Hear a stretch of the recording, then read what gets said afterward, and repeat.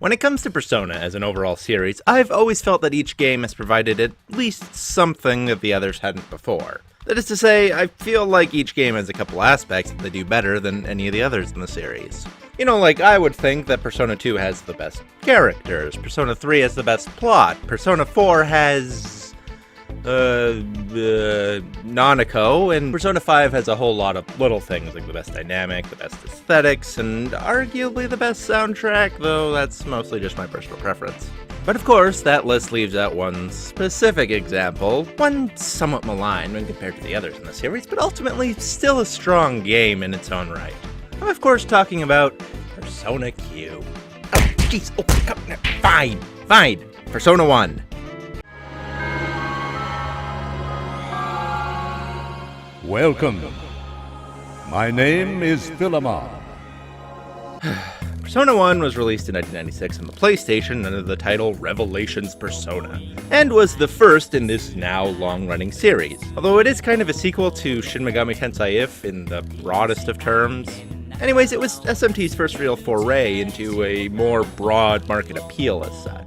However, this was also the first installment of the series, meaning it wasn't exactly a tried-and-true formula at this point. So the game had, let's say, some questionable design choices. I mean, how do I put this properly? So, normally when I start these videos, I like to tell you that if you're able, you should try to actually play through these games before watching the videos, as most of the time, a summary like this can't quite match the full experience of the game. But, you're probably fine just watching the video this time. No, I'm not trying to say that Persona is a bad game. It isn't. I mean, it's the worst Persona, but that still doesn't mean it's bad. But having played through later installments and enjoying such luxuries as being able to attack an enemy without worrying if they're one square too far away for your incredibly short axe to reach, or traveling through a dungeon and actually knowing if you're headed in the right direction, you might find Persona 1 a tad frustrating to actually play through. Well, whatever. I played through all of that so that you can enjoy it. So, sit back, grab some popcorn, because this is going to be a long one. Let's go through Persona 1.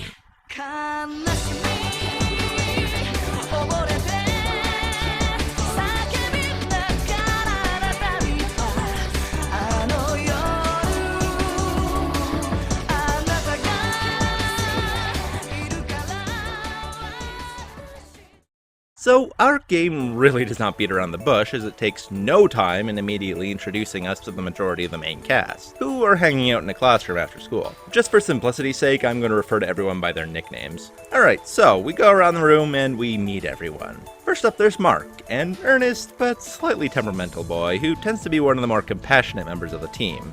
He does have a bit of a short fuse though, and has got a bit of a thing for tagging, oddly enough. But, you know, in less of a vandalism and more of a this is my art sort of way. Next up there's Brown, probably the most rambunctious and outgoing of the group. He's highly confident and a bit of a show-off, making claims akin to being God's gift woman and the like. But when the chips are down, he's fairly reliable. He spends most of his pastime hitting on women and getting turned down by women. After that comes Ayase, your typical airheaded valley girl. She acts pretty much exactly how you'd expect. Overly cutesy and not particularly quick on the uptake when hard thinking is involved. She also has a tendency to be very dismissive when she comes across things or people that she thinks are beneath her. That being said, while she doesn't outwardly show it, she does have a very strong attachment to her friends, and deep down probably needs them more than anyone else in the group does. Then we have Ellie, the first of the future Persona 2 party members that we'll come across. She's the full package, beautiful, elegant, and quite intelligent. That being said, she's also a little quirky, having an interest bordering on an obsession with subjects such as mythology and the occult. She's also a bit prone to daydreaming. After that, we have Nanjo, who's definitely the most different from his Persona 2 counterpart. Born into a rich and powerful family, he is straight-laced, pragmatic, and a little cold. He's logical to an extreme, always aiming to do things efficiently and correctly. However, this strict adherence to logic can oftentimes lead him to making decisions that are quite harsh on others. Still, despite his cold exterior, he is probably a fair bit kinder than he likes to let on. And then we have the final future Persona 2 member, Yukino. Cool-headed and quick-witted, she's a bit of a natural-born leader. She faces every situation with a level head and rational thought, but unlike Nanjo, she also knows how to show compassion when it's necessary. Thus, she's earned quite a lot of respect from her peers. However, deep down, she does have several insecurities that she would rather not be found out by those close to her. And finally, at the center of the room stands the last party member present. He's silent and expressionless, void of any sorts of thoughts or emotions, and yet he somehow managed to win the affection of not one, but two of the prettiest girls in school. Yep, you guessed it, it's our player character, and I've affectionately nicknamed him Bland. For now, the group here seems to be making a bet about the existence of a phenomenon known as persona. Brown claims that if you perform a ritual of sorts, then you can summon your persona, a mythical other part of yourself that can provide mystical powers unbeknownst to man. Mark is skeptical, and Nanjo and Yukino aren't particularly interested, but the rest of the crew seems pretty on board with the idea, and decide to try out the persona summoning ritual. 4 members each stand in a different corner of the room, and one by one chant, "Persona, persona, come here," before walking over to the next person and repeating the process. What is this strange sensation I feel? I feel as if the universe itself is converging on this very spot. My existence is being born anew, a new side, a new face. Could it be? Nope, Brown's full of shit. Should have figured. How could a ritual like that be so simple? Any god who came up with that sort of harebrained scheme would have to be a complete idiot. What the? Call me an idiot, will you? Well, taste holy lightning, bitch! Here, of course, you meet the one and the only Philemon, who apparently used to take fashion advice from Kimberly from FMA Brotherhood. Anyways, he tells you the same shtick he tells everyone. The power of persona resides within you, a variety of different masks that we people have donned for the many different personalities within us, blah blah blah blah blah, before sending you back on your way. You awake in the school infirmary to the voices of Nanjo, Mark, and Yukino, as well as the school nurse. It seems they too had the same dream you did of the man in the white mask, and it's not too long before another familiar face appears. It's Miss Sayako, one of your teachers, and a pretty damn good one at that. Kind to a fault and caring, with a strong motivation to help her students. Anyways, she's here having heard that a lot of you collapsed and suggests that you check into the local hospital. Everything's probably fine, but it wouldn't hurt to make sure. Plus, while you're there, maybe you could go check in on, Maki. So, the 4 of you decide why not, and head off for the hospital. And after a brief run-in with Nanjo's butler, who embarrasses him a little, you arrive at the hospital. Seeing as you all seem pretty okay, you decide to immediately check in with Maki, who's a friend of all of yours who's been confined to the hospital for the past year. This certainly can't have been easy on her, as when you meet with her, she complains about a few things. Notably, when Mark asks her about her mother, she claims that she doesn't care about her. But as she says that, suddenly Maki doubles over in pain. A lot of you rush out, bringing Maki to the ICU, but there's not really much you can do aside from wait outside and hope she gets better. But as you wait, suddenly, an earthquake strikes the hospital. It doesn't last for long, but a lot of you are nearly knocked off your feet by the violent shuddering of the building. When it's over, Mark rushes towards the ICU door to see if Maki's okay, only to find that the ICU is no longer there. But we literally just watched this door open and Maki go inside of it. But before you can really question the situation, a scream echoes out down the hallway and a lot of you rush off to see what the commotion is. Oh God, it's worse than I could have possibly imagined. Michael Jackson's Thriller zombies.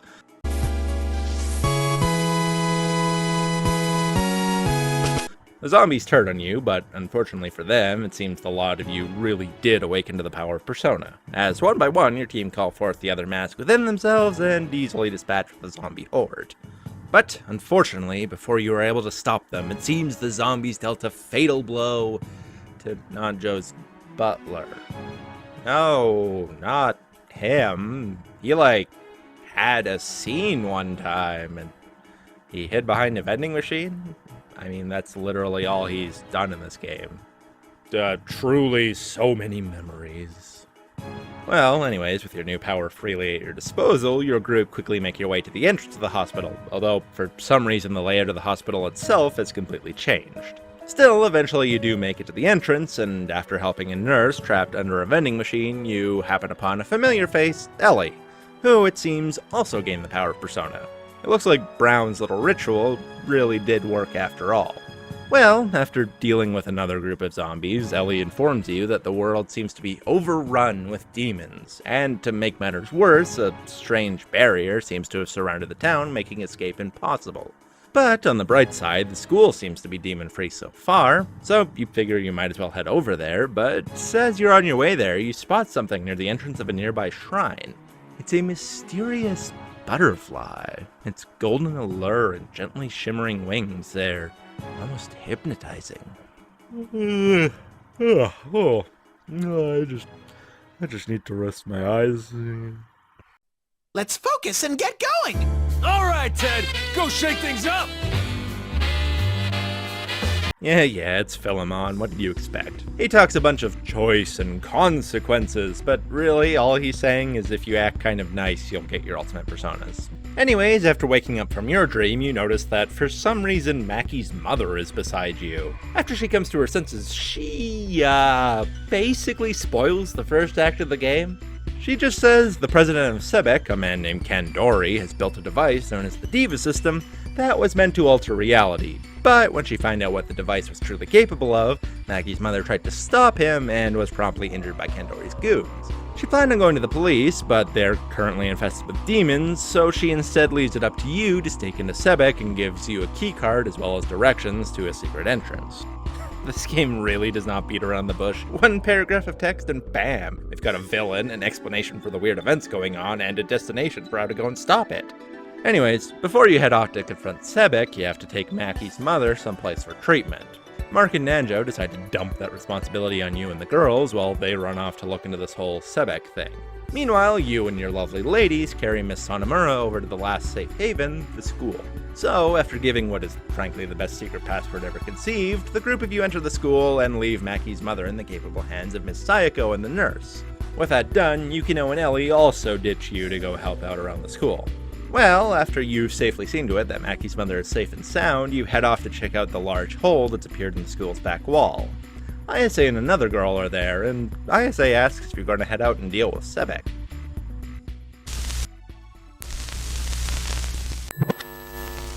Whoa. You ever get that sort of tingly sensation down the back of your spine? Whatever. Ayase mentioned that Ellie went out into the hole, and damn it, I ain't gonna let my girl Ellie go off on her own into a demon-infested wasteland. Let's go trash Sebek. But before any of you can make it far, who should appear but, Maki, surprisingly. It's obviously a bit of a shock, seeing as she just kinda disappeared from the hospital, but I mean, she's back, and she seems cheerful enough. Maybe too cheerful, in fact? Was she always this upbeat? But before you can question that further, Nanjo suddenly appears in the hole behind you. He's surprised to see Maki as well, but pushes that aside, claiming that Mark was captured by demons at the police station, and he needs you to help free them. So the three of you quickly head off towards the station. Along the way, you talk a bit, and the oddities surrounding Maki begin to grow. While it's true that she has been locked up inside a hospital for a year now, she seems weirdly ignorant of the world outside. She doesn't even know what a police station is. What's more, she seems to think that she never was in the hospital, much less for a year. Nanjo and you whisper amongst yourselves. Could she have amnesia or something? But you can't talk for long as a demon suddenly jumps out at you and lunges for Maki. But fortunately, if unsurprisingly, Maki too has the power of persona within her, and she's able to easily repel the demon before any harm befalls her. So Nanjo and you decide to forelay any questions you have for Maki, as she seems quite capable and would be an asset in your goal of rescuing Mark and eventually confronting Sebek. The three of you hurry on towards the police station and find that it too has transformed into a labyrinth of its former self and is full of demons, much like the hospital. So you grind your way through a variety of zombie cops and agathions until you eventually make it to the basement where the police office's holding cells are. There you find both Mark as well as Brown, oddly enough. It seems the two of them were trying to procure some weapons in order to help fight off the demons, but were cut in the process. And sure enough, as you're discussing this, a small contingent of zombie cops appear before you, looking to throw all of you into your own cell. Fortunately, most of you have experience kicking demon butt at this point, and even Brown awakens to his persona as well. After the battle, Mark forces his way into your little party, probably wanting to keep an eye on Maki, and Brown asks to join too. Yeah, sorry dude, but this whole expedition was set up to find Ellie and apparently there's like a 5-man limit for some reason, and you know, Mark called shotgun, so gonna have to ditch you here. Anyways, you bump into Ellie in the subway, and after filling her in on everything that's happened so far, the 5 of you head off to the secret entrance into Sebek. Upon your arrival, you happen to run into Isa, who's quite happy to see you. She claims that the entire school just up and vanished. Your party is surprised at the news, but ultimately decide that Kandori and his diva system is what caused the school's disappearance, and stopping him would ultimately prove to be more beneficial than just looking back at the school. Also, Isa asks to come along, but you explain to her your arbitrary 5 people per party system, and she goes away. So you begin your journey into the Sebek office building, and it's a long, complicated mess of winding floors and dead ends, infested with a variety of angels, zombies, and your garden variety goon. Not to mention the odd homie. I'm sorry. Anyways, eventually, of course, you make it to the top of the floor where you find Kandori's office and Kandori himself. And well, if you're like me and you played Persona 2 before you ever played Persona 1, you might remember Kandori is coming across as this sort of mysterious, all-knowing enigma of a man. Here he's just kind of a rich asshole, basically like a Captain Planet villain. Anyways, it looks like Nanjo and Kandori know each other somewhat personally, seeing as the two come from rather prestigious business families. But it doesn't seem to be the most wholesome of relationships, as Kandori orders his goons to deal with you while he turns to leave. Nanjo tries to stop him, but Kandori reveals that he has a persona of his own, as he hurls Hamaragi at your party before bailing. But his goons are not a particularly difficult obstacle, and it doesn't take long for your party to deal with them and give chase after Kandori. After a mad dash into even deeper depths within Sebek, you eventually manage to catch up to him. He's standing before a massive machine. It would appear that this is the diva system that's causing the world to go out of whack. Your group shout to Kandori to stop this foolishness, but he doesn't really listen, and he enters the massive machine along with one of its head scientists. However, surprisingly enough, it seems that the scientist who went in with Kandori had a conscience of sorts, as he's had enough of Kandori's villainous ways. He rigged up the diva system to destroy both Kandori and himself, and, in the process, return the town to the way it once was. But of course, that would come at the expense of the scientist's own life, as well as Kandori's. Your group are stunned, unsure what to do, when suddenly Maki motions towards the machine's control panels. She claims that the blue button will increase the machine's output, effectively killing the two inside faster, while the red will shut the system down.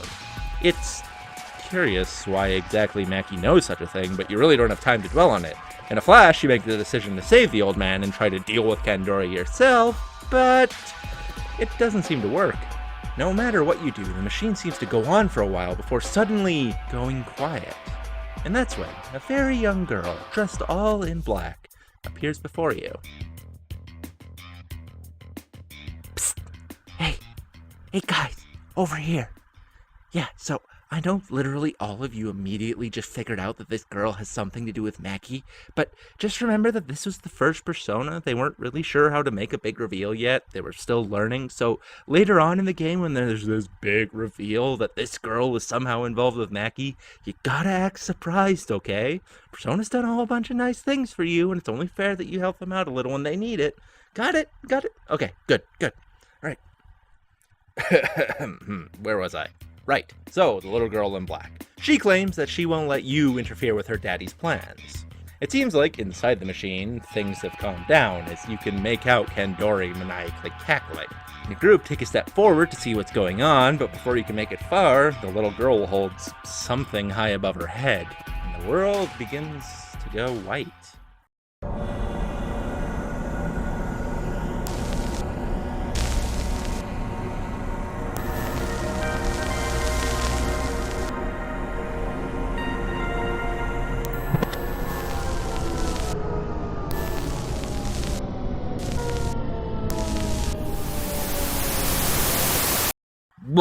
Whoa. You ever get that sort of tingly sensation down the back of your spine?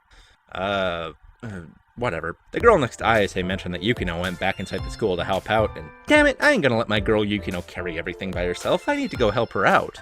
Well, let's go search for her. Might as well explore the school a bit while you look for Yukino. As you go about the place, you run into a bunch of interesting faces, such as a weird kid with an obsession for the occult who goes by the name Devil Boy, the principal and vice principal who, You know, he looks like the kind of guy who would die in a clock tower. Anyways, some drama students and the student council president, and hey, you even run into an odd cameo of the main character from Shin Megami Tensei If, which I guess was also in Persona 2, but still feels really odd. Anyways, a common thread of discussion between everyone seems to be about this one rumor that's been circulating around the school for generations. Apparently, the school used to put on this play called the Snow Queen, but every time they did, the girl who played the lead part, the titular Snow Queen, would die in some sort of freak accident. Every girl except for one, that is. Anyways, after rooting around for a bit, hearing a whole bunch about this rumor, you eventually come across a box hidden away behind the gym.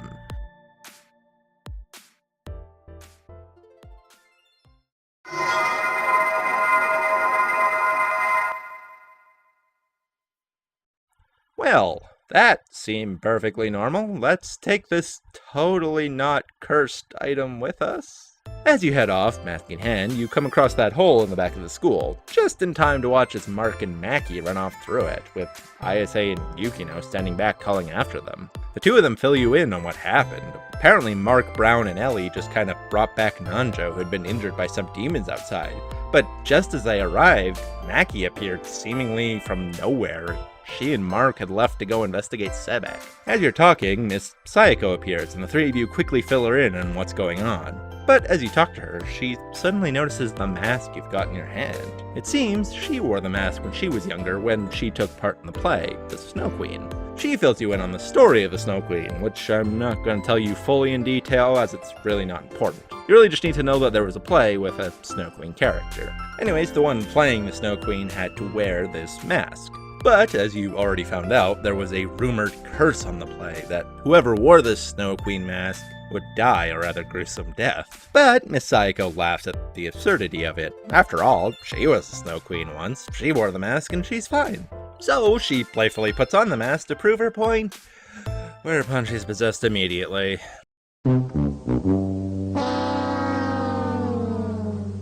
Her doing so sends a wave of frigid air through the school, covering everything in a sheet of ice and rendering escape from the school impossible. The demon, now possessing Miss Sayako, calling itself the Snow Queen, claims that it wants to bring about something known as the Eternal Night, wherein the entirety of the world would remain eternally frozen in ice, a beauty preserved for all time. But, well, it's been stuck in a rather boring existence inside a box for the past decade or so, so it figures, hey, why not play a game? The Eternal Nights are going to take some time to set up, so why not play with her in the meantime? There are 3 towers surrounding the school, and within each of them is a demon working for the Snow Queen. Should you defeat each demon in each tower before the clock strikes 12, she'll free Sayako and the school, and things will return to normal. With her piece said, the Snow Queen vanishes, leaving you, Yukino, and Ayase to ponder how to proceed. But you're not alone for long before who should show up but old Philemon, here to basically tell you that, hey, there's some mirror shards shattered throughout the towers you're climbing, and if you collect a bunch of them, you'll fix the mirror, and you'll be able to use that to defeat the Snow Queen and save Miss Sayako. Game doesn't beat around the bush. That being said, 3 people might be a bit short-handed to fight several towers full of demons, so you head inside the school to see if anyone's willing to give you a hand. First up, you come across Ellie, hanging out with Devil Boy, of all people. I guess they share a passion for the occult. Anyways, Ellie has already proved herself pretty capable in a combat situation, so your group recruit her into your quest to save Miss Sayako. After that, you head into the cafeteria, where you find Brown trying to talk down a rather chubby student named Toro. He's having a bit of a breakdown because apparently he recently confessed to Isa and, let's say she didn't let him down gently.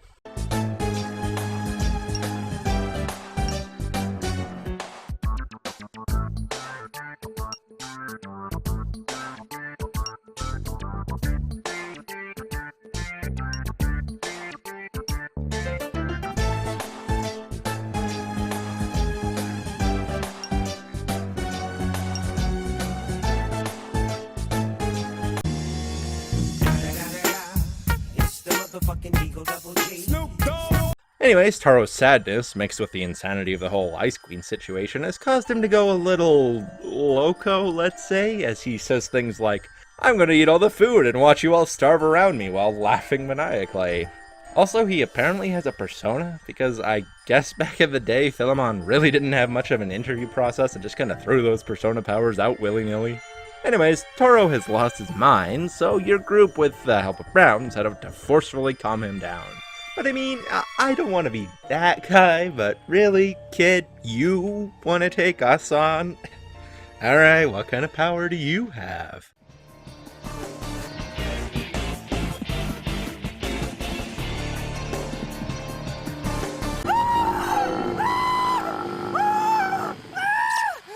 Okay, everyone take the rest of the day off. I'm just gonna... Oh god. Oh no. Oh, kill it now. Just get rid of it. Anyways, you have your 5-man army now. You should be able to tackle those towers. So, after stocking up on supplies, because somehow the Ice Queen teleported some weapons and armor shops into the school, you head off into the first tower, the Hypnos Tower. True to Persona 1 form, it's a confusing maze, only this time the experience is improved because the Ice Queen gave you a time limit! Yay, because nothing improves a long trek littered with ridiculously high encounter rates like a ticking clock reminding you that if you take too long, you have to do the whole damn thing again from the start. Well, you eventually make your way through a good portion of the tower and come across the sleeping bodies of several people from the school, including the 2 leads from Shin Megami Tensei If, the school nurse, and the principal and vice principal. But no matter what you do, a lot of them don't seem to wake up, so you're forced to keep trekking in the hopes of finding a way to save them. Well, sure enough, you eventually come across a strange door with a butterfly on it. It seems this door was put there by Philemon, who once again appears before you and basically explains that the tower is controlled by a persona called Hypnos, is keeping everyone locked inside their dreams, and you need to head inside this door into the world of dreams in order to wake them up. So you go into the rooms and you find the nurse dreaming about her boyfriend who apparently dumped her, and the vice principal and principal dreaming about having their roles reversed, and a Shin Megami Tensei protagonist and her boyfriend having a dream about being a super happy, lovey-dovey couple. I'm not really sure what the point of this section was either. Well, whatever, you managed to save everyone, so you move on and head deeper into the tower until you come across Hypnos himself, and the one controlling him. Seems Hypnos isn't so much a demon as a persona, and the persona of this girl who's named Kumi Hirose. She was one of the girls who played the role of the Snow Queen in the school play, and died as a result of putting on the mask. But rather than actually dying per se, instead they were actually brought to this tower, given a persona, and tasked with guarding it by the Snow Queen. Kumi, it seems, was quite happy to oblige. After all, this is a tower where one can live eternally in their own dreams. And isn't that where we're truly the happiest? To prove her point, she decides to show you a vision from her past, showing just how cruel the real world can be, and how much better a life of dreams is. In it, we see that Kumi was a big fan of acting and was delighted to receive the title role of the Snow Queen. But as the days went by, her drama club members began to harass her, claiming she wasn't taking the role seriously, that she was just a stuck-up nerd who only cared about her grades. Meanwhile, her father was simultaneously berating her for goofing off, seeing as her joining the culture club had caused her grades to drop slightly from the best in the class all the way down to third best in class. Ugh. I know what having parents like that is like. In any event, no matter what Kumi did, somebody wasn't going to be happy with her. And isn't that unfair? She was trying to do her best on both sides, but no matter what, people were just upset with her. Really, dreams are the better place to live. So, your group just kind of look at her and go, yeah, so? Your life was kind of shitty. That ain't any excuse for pulling this shit and forcing people to live in their dreams. And I mean, yeah, they're not wrong. But I don't know, there's something just hilarious about how blunt the Persona 1 cast is. There is absolutely no empathy here. They all just kind of call Kumi out for being weak and get ready to kick her ass. I mean, Ayase straight up just calls her a nerd. Personally, by the way, I would give anything to see the Persona 1 cast mentality get brought into modern games. Like Akechi when he gives his big long speech about how he was an orphan and lived a shitty life moving from foster home to foster home. We just cut back to the Phantom Thieves and they're all just like, bitch, your face makes children cry. Elbow drop. Anyways, it's time to kick Kumi's butt and conquer this tower. So she sends forth her persona, Hypnos, who is a bit of a pain in the butt. As you might expect, he loves to spam that sleep status effect. But after a bit of time, you do eventually defeat him. With Hypnos finally defeated, Kumi starts to see the error of her ways. That simply blaming everyone around her for the shitty situation she was in rather than doing anything wasn't the best course of action. And she's able to pass on, thankful for your somewhat aggressive browbeating, and even leaves one of the shards for the mirror in your care. And so, with the tower defeated, you head back to the school where you...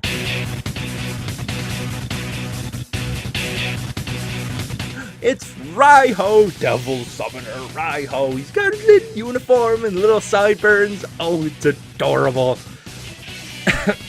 Right. More important things, I get it.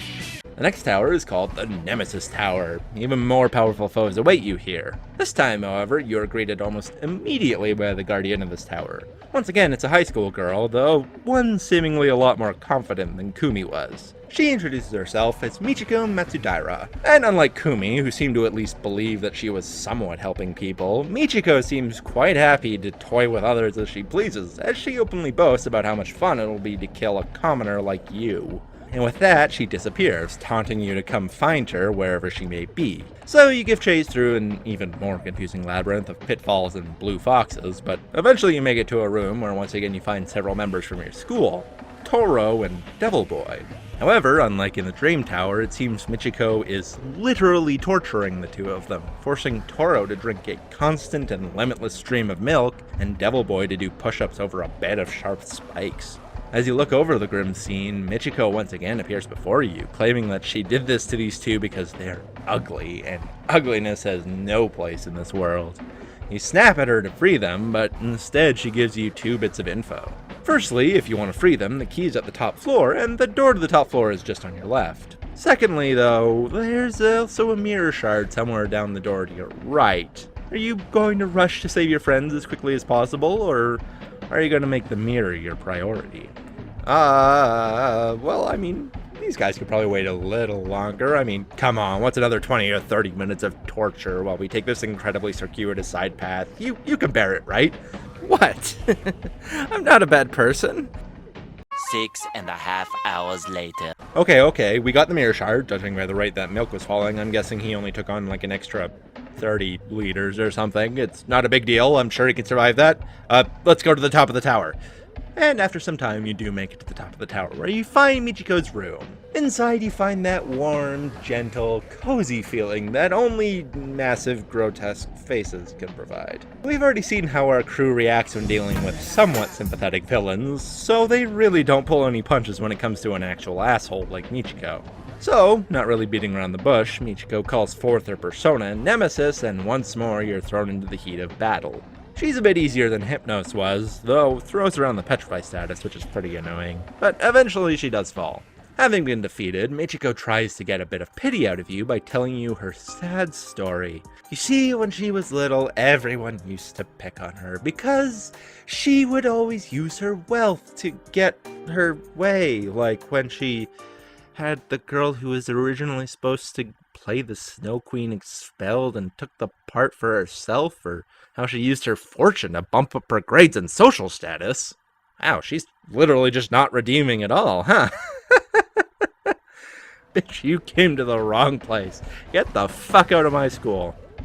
Whew. Well, anyways, with that done, you get another shard and complete another tower. So, there's only one tower left, the Thanatos Tower. Then we can finally go and deal with the Snow Queen. Upon entering it, much like the last two, you come across a high school girl who you've never met before. But she seems different than the other two. Kumi was introverted and withdrawn, and Michiko was loud and haughty. This girl seems bubbly, I guess would be the best word. She introduces herself as everyone's favorite idol, Yuriko Yamamoto.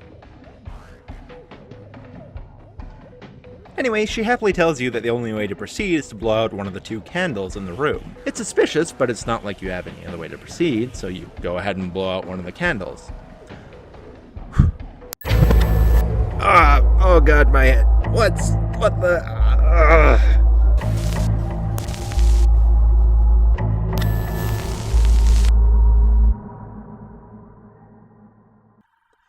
Oh, my head. What the hell happened? Right. That girl in the black dress. She sent us somewhere. Actually, this kind of looks like our school. What the heck are we doing here? Mark, Maki, Nanjo, and Ellie all eventually wake up as well and groggily get to their feet. As you get your bearings, a girl suddenly rushes into the gym and, spotting Maki, claims that a guy named Yosuke got seriously hurt. Maki, upon hearing this, rushes off, leaving the four of you to ponder. Apparently, Yosuke and a girl named Chisato were very close friends with Maki, but the two of them had mysteriously went missing 2 months prior. Most people had just kind of assumed that they had eloped or something, but I guess they're back now? Well, whatever, the four of you decide to follow Maki back to the school. But as you go along, you bump into a few people, and things start to seem a little off. For one thing, all these people keep talking about this girl in black who appears from time to time, bringing armies of demons with her. You also run into Yukino, who, when you bring up how a lot of you have recently escaped from the hospital, she seems unaware of what the heck you're talking about. Eventually, you do catch up with Maki, who managed to track down Yosuke, and he, thankfully, confirms your suspicions. He claims that this appears to be a completely different world from the one we're from. There are a lot of similarities, sure, but it's definitely a different world, most notably being that the hospital and police station in this world don't exist. It looks like when Yosuke and Chisato disappeared from our world 2 months ago, they somehow accidentally came here. More surprisingly though, it turns out that Maki, that is to say the Maki we've been traveling with so far, was actually originally from this world. She hadn't realized it initially, but it looks like all her claims of not having been in the hospital and not having a mother were true because in this world she never had those things. Unfortunately though, your conversation is cut short as a young girl's voice echoes throughout the school, claiming that she's trapped everyone inside and is going to destroy all of them. Maki and Yosuke make it clear that this is the rumored girl in black that has apparently been terrorizing this world for some time now. Well, time to go show that girl what for. The five of you head off, only to find that the school itself has transformed into a twisting nightmare of a place, and demons happily roam the hallways. So, after making your way through wave after wave of Lilims, Nekomatas, and literal living anatomy dolls, you make it to the central courtyard where, sure enough, you find the girl in black. And what do you know, it's the same girl in black who helped out Kandori earlier. After effectively taunting your team, she calls forth her ultimate weapon. The truly horrible, terrifyingly ungodly, super powerful... Hello, motherfucker. It even has its own wacky theme music. Well, whatever, time to pound into the dirt after what is a long but not too difficult battle. And with her Tonka-powered terror thoroughly crushed, the girl in black quickly retreats, leaving her group stuck on what to do. Fortunately, Yosuke shows up, claiming that he's been working with this one guy who believes that he came from a different world. A strange kid who goes by the title Devil Boy. No, wait. He goes by the name Satomi. He just goes by his own name. Where have I heard the term Devil Boy before? Whatever.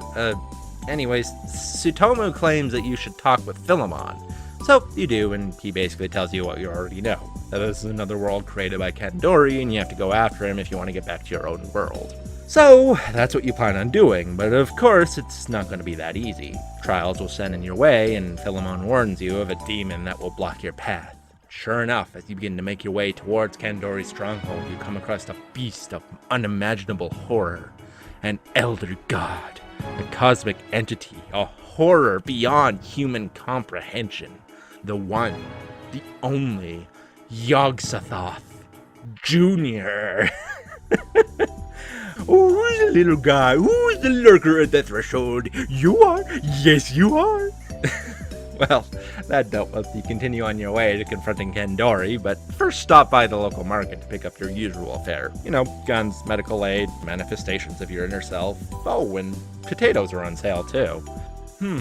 Looks like there's a lot of afros around these parts. Well, whatever, I guess this is a different world. Maybe fashion never really made it past the 70s here. Fully supplied, we can go on our way to,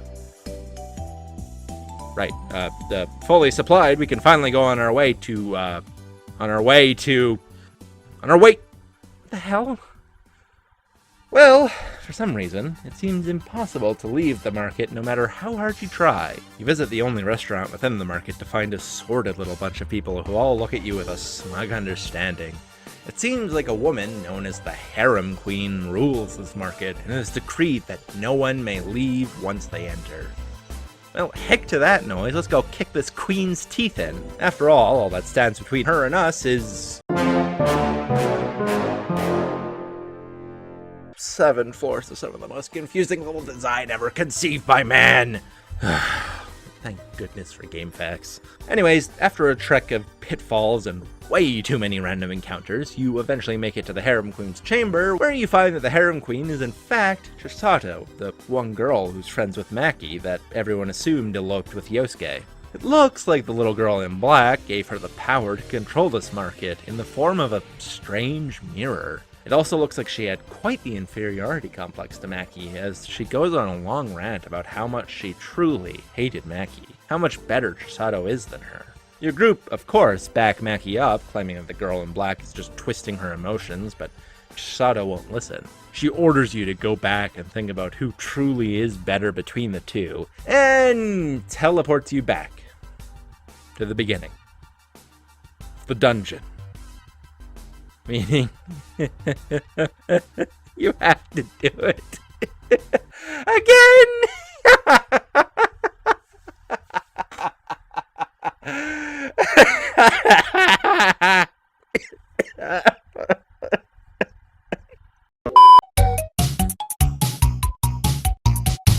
ヒットポイント回復するなら傷薬と宝玉で You arrive once more at Chisato's lair to find your face riddled with moles. It seems like the more she uses the mirror, the more she gets for some reason. Anyways, once again, she asks you whether she or Maki are better. Only this time, she turns Nanjo, Mark, and Ellie to stone, leaving the answer entirely up to you. Of course, you respond truthfully that Maki is better, leaving Chisato to shake her head in disappointment, before she gets ready to turn you to stone as well. But before she can, the little girl in black appears behind you and basically says that it would be better to just kill us instead. Chisato, fully corrupted by the mirror and the girl's influence at this point, agrees and turns to face you and Maki alone in combat. It's a difficult fight with just the two of you, but eventually you do manage to bring her down. Afterwards, the girl in black berates Chisato for losing such an easy battle, telling her her daddy called her a useless pawn, and even if she loses, she was never worth their trouble to begin with. She disappears, abandoning her, claiming her face will never be fixed. Chisato is at a loss, but surprisingly, Maki steps in and claims that we will go and make sure that that girl comes back and fixes her face. Chisato is stunned for a moment, before snapping back at Maki to stop with her bullshit. Why would she try to help her after all of this? Surely, Maki thinks that she deserves what she got. But Maki, being a kind girl, claims that despite everything, she still likes Chisato. That even if she hated her, she still enjoyed being her friend. Chisato is taken aback and reveals that she's always been jealous of Maki. That Maki was always able to get people to like her by just being herself, while Chisato had to constantly put on forced airs just to be accepted. Surely, once Yosuke's seen all the terrible stuff she's done and her new complexion, he'll hate her and leave to chase after Maki. But, as she says that, who should appear but, of course, Yosuke. At first, Chisato tries to turn him away, but eventually she realizes she just needs to be honest. She tells him of all the terrible things she did in the name of jealousy, how he should leave such a horrible girl like her and go back to his true love, Maki.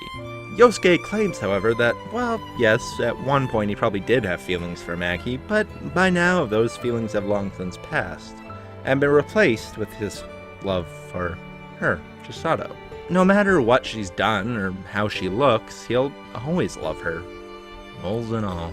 It's a cute scene, and so adorably cheesy it causes the mirror to shatter from embarrassment. With the mirror destroyed, its magic begins to fade, removing all the moles from Chisato's face and returning your friends back from their stony prison. Anyways, we've wasted a lot of time in this dungeon, so after saying your goodbyes to Chisato and Yosuke, the five of you continue on your way to Kandori's stronghold. Fortunately, it's not that far of a journey, and you quickly arrive at the outer gates of Kandori's castle. At the entrance, you run into that girl in black once more, who basically just taunts you at how impossible it is to enter their castle, before casually mentioning if you had that one in the forest, maybe you could get in, and disappearing. Well, what that one in the forest means is a complete mystery, but there does appear to be a pedestal with a weird imprint of sorts, and there is only one forest inside the city, so might as well go and check there. And after making your way through your fair share of bears, giant pink serpents, and whatever these are, you come across the end of the forest where you find a gingerbread house. Inside, you find a little girl in white. It looks like she and the little girl in black are two parts of a whole. The black slid off to follow Kandori, while the white remained here in hiding. It looks like the two of them hold two halves of a compact, a magical compact, a compact that grants wishes, a compact that allowed these girls to create this world. Yes, it seems the girls Mai and Aki. Remember, I said pretend to be surprised. We still haven't reached the big reveal yet. Anyways, it seems Mai and Aki created this world, but now Kandori and Aki are using it for nefarious deeds. So, after a bit of convincing, Mai decides to give you her half of the compact so that you can go and confront Kandori. Well, there's been a lot of shit standing in our way, but we can finally go and deal with Kandori once and for all. You head back to the stronghold, fit the compact into the pedestal, and enter. Of course, though, this is exactly what Kandori wanted. He needed your half of the compact, as with the full compact repaired, he would be able to fulfill his ambition, to become a god and bring judgment down upon those pathetic and sinful humans. With the help of Mai and the compact, he summons forth a castle, but not here, instead back in our own reality. He no longer needs the Diva system. Now, with Mai and the compact, he has the power over all dimensions. With cackling glee, he disappears, leaving behind a pawn to slow your chase. After quickly dealing with the green brainy boy, your group decide how to proceed. Kandori obviously has returned to our dimension, but how do we follow him? Well, what about the haunted mansion? Apparently people were rumored to disappear there, so obviously multi-dimensional portal, am I right? Look, the writers wrote themselves into a corner, so here, have a magical portal to chase after Kandori, whatever. So you head to the haunted mansion, and what do you know, there's a magical time portal here for us. Weirdly enough, you also come across Maki's mother, who somehow stumbled through the portal on the other side and came here. Anyways, for some reason the portal is unstable, so Maki's mother needs to stay on this side to keep it open. But you all agree that you'll come back for her when this is all over. Whatever, let's get going through this thing already and show that Dick Kandori what we're made of.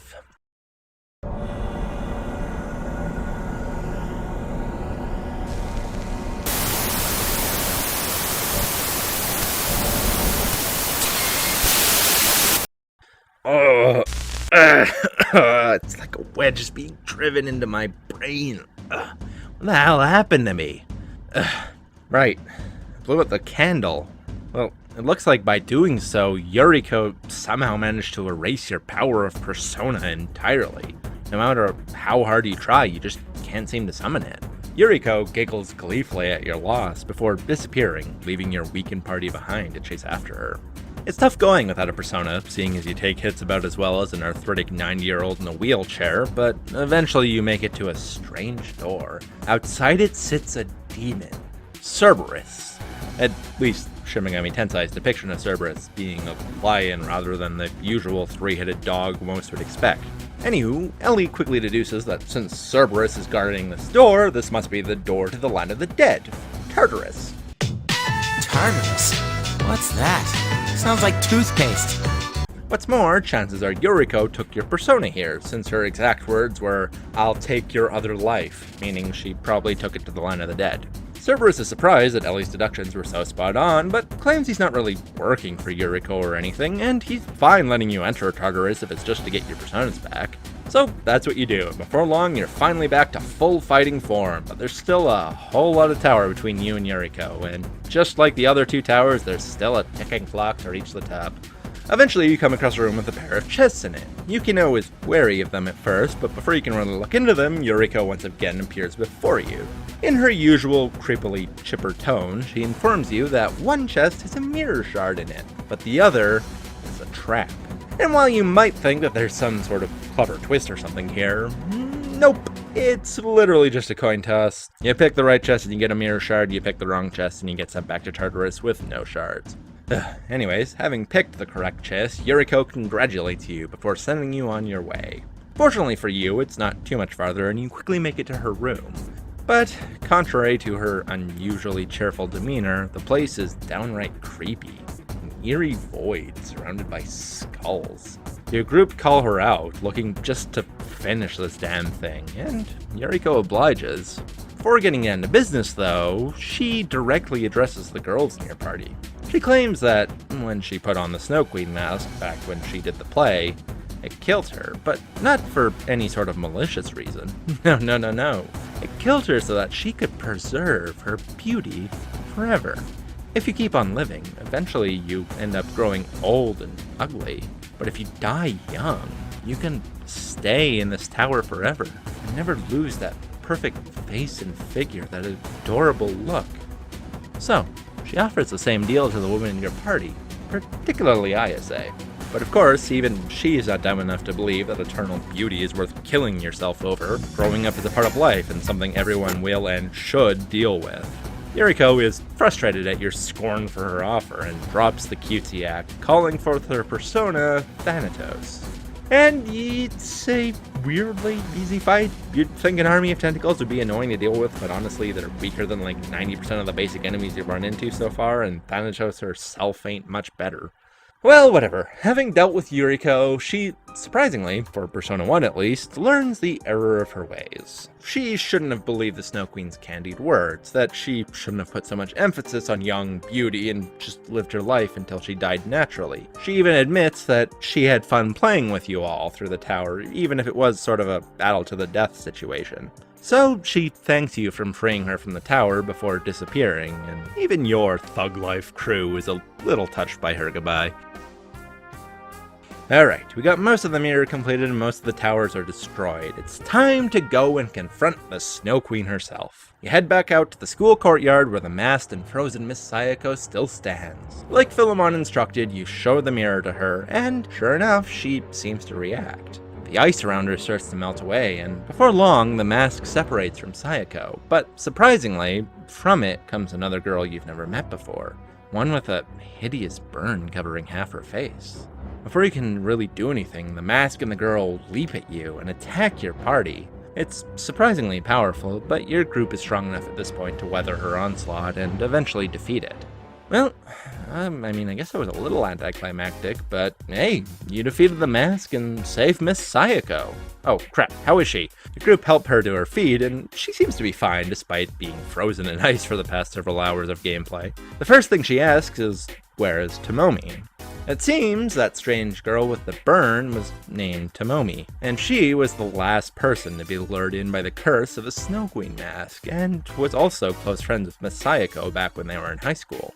It looks like she was the one who was currently controlling the mask, the one who had frozen the school and sent you on that ridiculous fetch quest. But why exactly would she do all that? Why specifically Miss Sayako? I thought you guys were supposed to be friends. So Miss Sayako explains. Apparently back in the day, Sayako and Tomomi were rivals of sorts and competed for a variety of things, including work in the drama club. They both wanted the part of the Snow Queen, and eventually, Tomomi got the part. However, after some time, she started to become suspicious that perhaps Sayako had lost on purpose. After all, they had competed in the drama club many times before for roles, but Sayako had almost always won. So why this time would Sayako have chosen to lose? At first, Tomomi thought that she was just being considerate, letting her take the leading role for their final year in high school. But then another thought wiggled its way into her brain. Maybe Sayako had lost on purpose because she knew the mask was cursed. At first she tried to push those feelings aside, but sure enough, when she did try putting on the mask to practice for the role, it did curse her, burning off half her face in the process. So, she blamed Sayako for causing this, for purposefully hoisting a curse upon her. Miss Sayako herself is saddened as she remembers the tale. Your group tried to comfort her, claiming that obviously she didn't purposefully try to give the curse to Tomomi.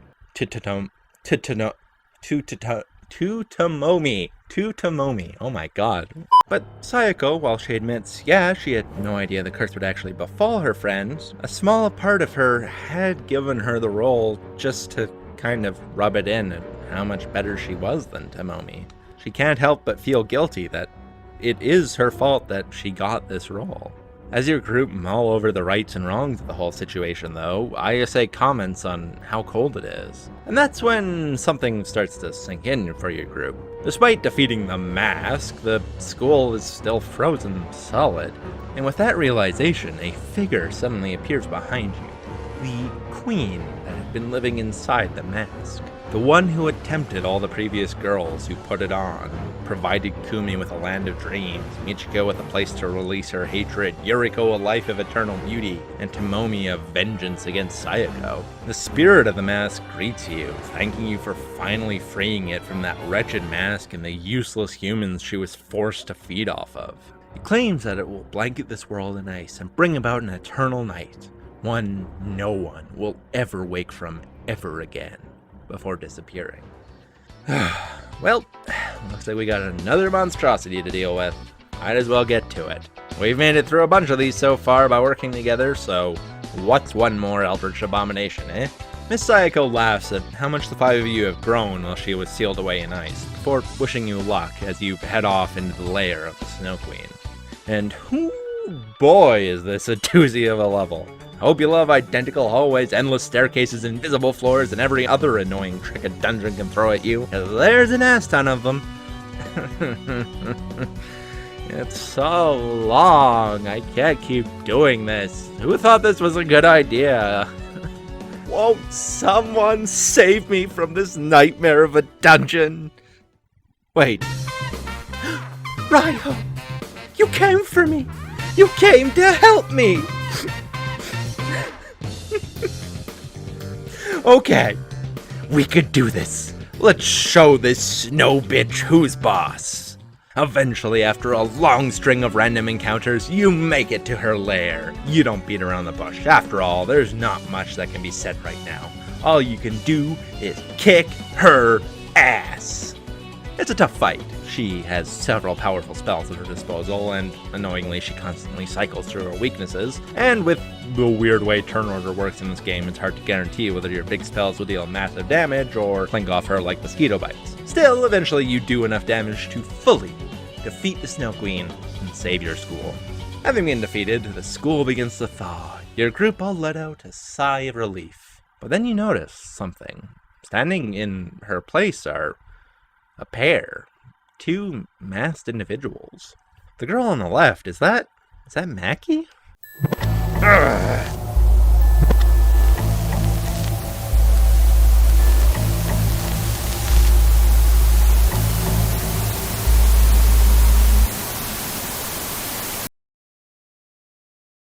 God, are Yukino and the others okay? Yukino? What the hell am I talking about Yukino for? Yukino's not here. What are we doing? Right. We need to stop Kandori. His castle. Right. We're here to stop Kandori at his castle. As you head on your way to stop him, you notice that the scientist that tried to stop the Diva system before is standing next to you. Maybe he can help us. But when you talk to him, he claims that humanity has no future. That ruination is what is right for this world. The group are taken aback by his sudden outburst when who should materialize behind you but Kandori himself.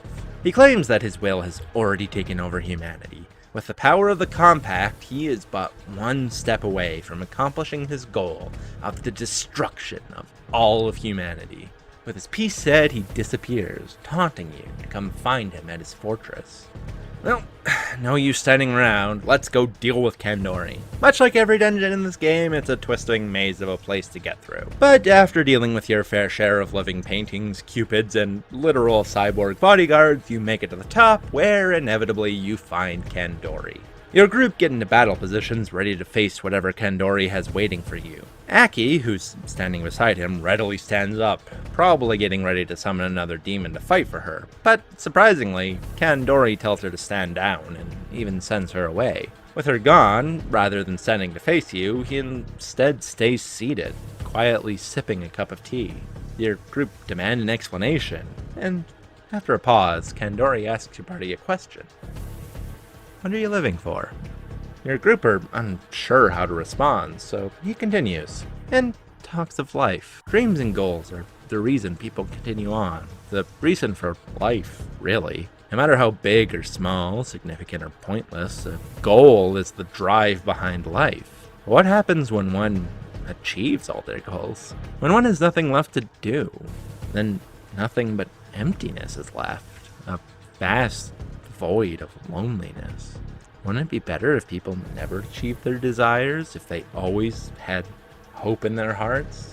Now that Kandori has achieved his goal and is one step away from wiping out humanity, what awaits him if not that empty void?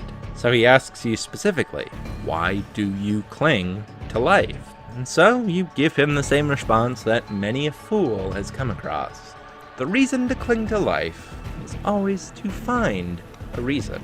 The search for the answer is, in itself, the meaning of life. With that said, it's Nanjo's turn to speak, and he decides to tell Kandori off. Surely by now, Kandori realizes that all his posturing and claiming to be a god isn't really his doing. It was Aki who did it, and even then, she only did it out of fear of the future.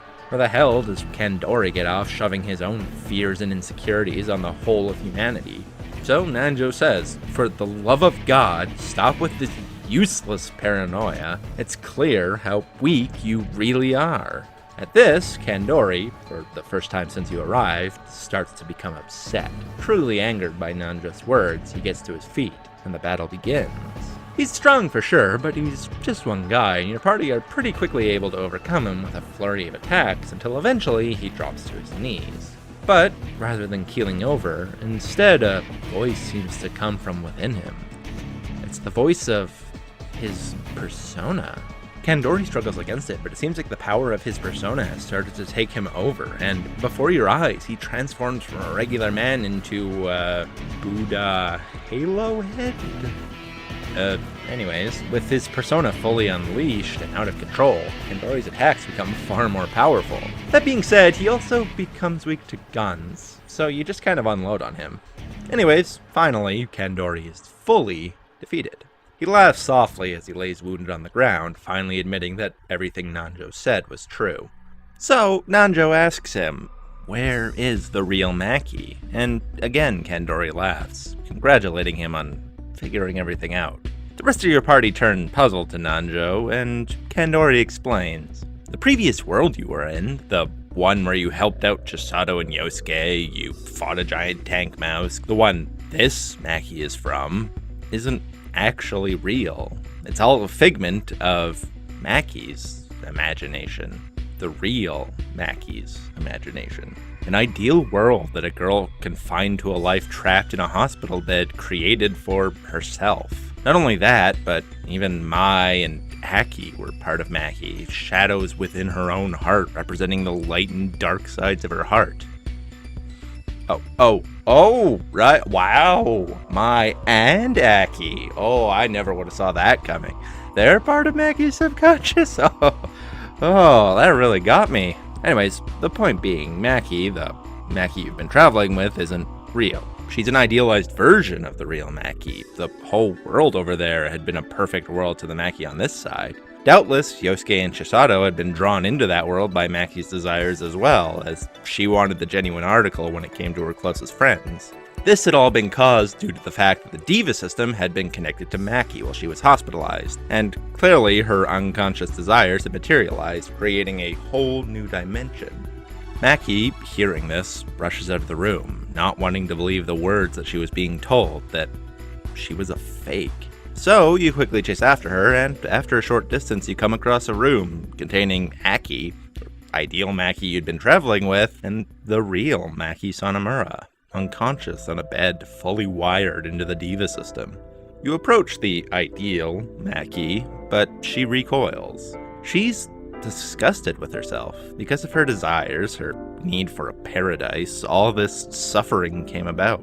Your group try to comfort her, try to tell her that none of this could have been her fault, but she pushes you farther back. She always has been jealous of all of you. You all got to live carefree lives, going about doing whatever you wanted every single day without a worry in the world, while she was confined to a hospital bed. She envied all of you, and that envy only grew as she fell deeper and deeper into a state of full-on depression. Her only comfort was an ideal town, a dream to keep herself happy, and a wish for that town to become reality when the real world vanished from existence. So, don't you see? She wished for all this. No matter what Kandori or the others may have done, at the end of the day, it was her that caused it all. Quickly, Maki turns around and, with a wish, disappears before you, back into her own heart, back into the land of her own creation. Your group stand silent, unsure of how to react. Mark rushes forward to where she disappeared before turning back to your group and shouting, "Come on, guys, we need to go after her." But before he could say much more, Nanjo walks forward. Let's think about this logically. This was all caused by Maki, like she said. Being wired into the Diva system, her desires manifested, and as a result, dimensions became unstable and demons started appearing. But what if we were to destroy the Diva system? Surely that world would cease to be, and the world would return to normal. Sadly, chances are the real Maki wouldn't survive, seeing as how heavily she's wired into the system, but a small sacrifice for the greater good would be preferable to... With a single motion, Mark brings Nanjo to his knees. Are you serious? I know we haven't always seen eye to eye, man, but I never thought you could be this cold. Yeah, what you're saying does have some sort of logic to it, but this is our friend we're talking about. One who tried to save us countless times. One I know for a fact is suffering and deeply wants to break free from this machine and fix everything. I believe in her. I can't believe you don't too. It's a rousing little speech, I gotta say. Ellie walks forward, agreeing with Mark's sentiment, and Nanjo, adjusting his cravat and rubbing the red spot Mark left, relents and agrees that he was being too cynical, and he too will come with us to save Maki. And so the four of you turn to follow Maki into the world she created.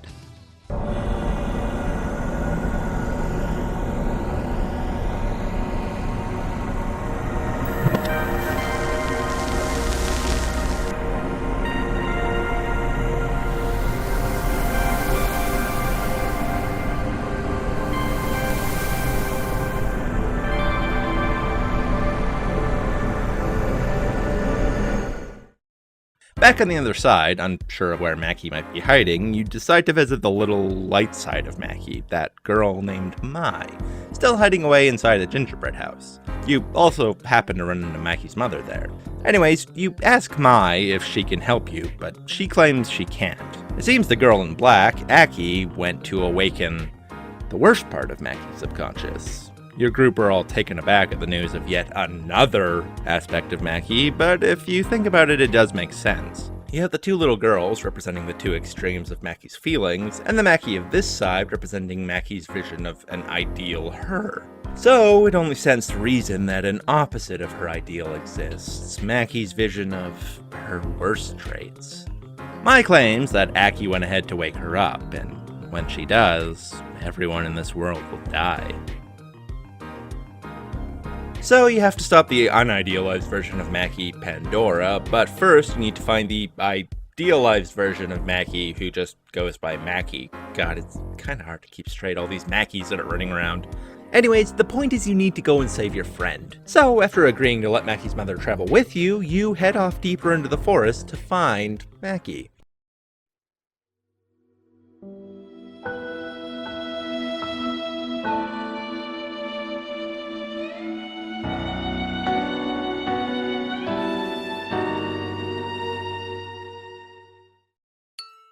As you might expect, she tries to turn you away. Can't you see that she's a horrible person? Can you just get on with hating her already? If you're just here out of some self-serving sense of pity, that's even worse. Just admit that you hate her. But your group give you real thoughts. Jealousy is something that everyone goes through, and after what Maki had been put through, more than a little jealousy would be completely understandable. At the end of the day, we're here to save every version of Maki because they're all a part of who she is. And she is, and always has been, a friend. Pity you. Perhaps we sympathize with you, but pity? No. Humankind is nothing without the connections they built to others. And while you may be able to put those connections behind you, we can't. We're here to help Maki, because we care about her. Maki pauses at all your group's comments before leaping from her bed and asking to come with you. She apologizes to everyone for all she put you through. You, Nanjo, Mark, Ellie. She even apologizes to her mother for thinking she didn't love her.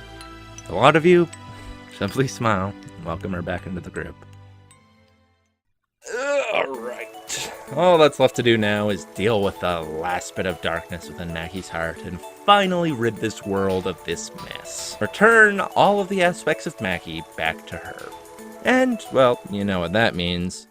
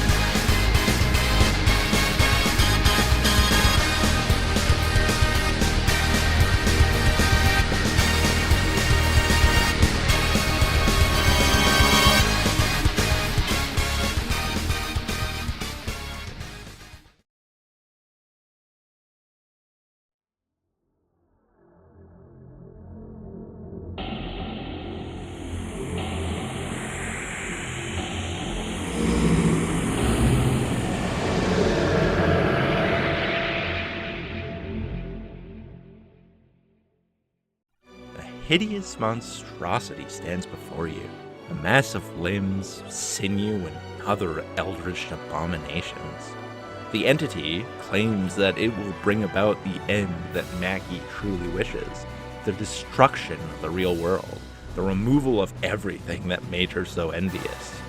But of course, Maki, the Maki we call our friend, has moved past all that, and a lot of you prepare to face the quivering mass that is Pandora.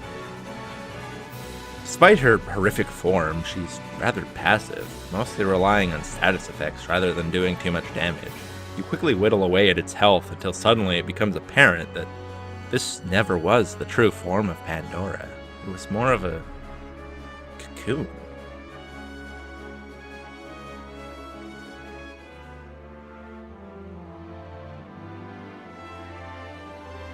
Having driven her out of her initial state, a new form stands before you. Unlike the hideous monstrosity before, this one is almost beautiful. A butterfly by any other name. Unfortunately for you, though, she's become quite a lot more powerful as well, as her attacks shift from defensive to much more powerful spells, more deadly than anything your group has encountered before, capable of shifting her weaknesses and incapacitating most of your party in the blink of an eye. She brings all of you to the brink of destruction several times. But, eventually, your tenacity pays off, and you're able to defeat the monster, the final aspect of Maki. Pandora laments at her loss, but Maki walks up to her and tells her what she already knows. The two of them are just part of a girl called Maki. Their reason for existing was never truly there. Maki has always had friends, and now the two of them can go back and be a part of her life and her friends' lives. Forever. Pandora silently nods at Maki's words, before slowly fading away. With Pandora gone, Maki also turns to your party and wishes you a farewell. Hearing this, Mark walks forward. Now hold on a minute, you're our friend as well, we're not just gonna leave you behind. But this Maki simply smiles. She too is just an aspect of Maki's subconscious, another facet of her true self. At the end of the day, she can't come with you. She's just a part of Maki. Your party begin to try and argue with her, but before they can, Anjo, Mark, Ellie are all whisked away, leaving you alone with Maki. I'll send all of you back to the real world. 1 second.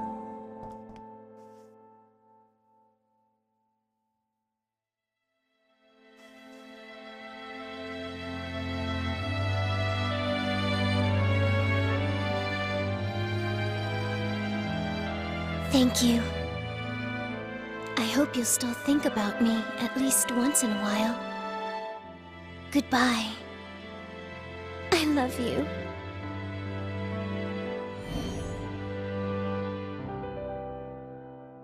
Goodbye.